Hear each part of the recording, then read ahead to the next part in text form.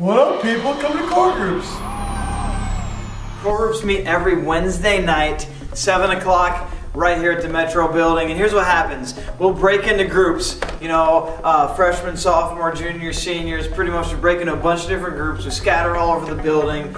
And it's a chance where we get to connect with each other. We get to go deeper with God, get into the Bible a little bit more. It's a chance for you to ask questions about God if you have questions. It's like a chance for you to take what we're talking about at Alive and get a little bit more into it.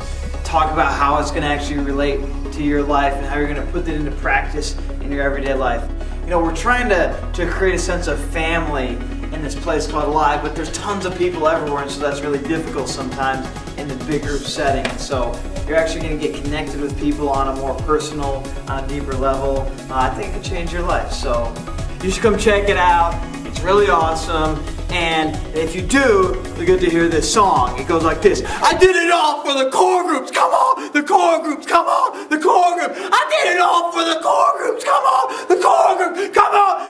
Core groups the only thing. So you can take a Bible and stick it in your bag. Stick it in your bag. I took her out.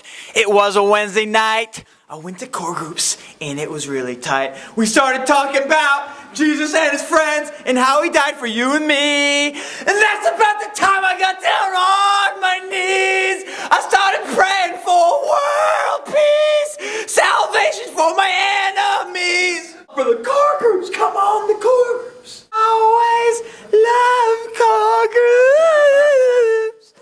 We just want to encourage you to come and check out core groups. And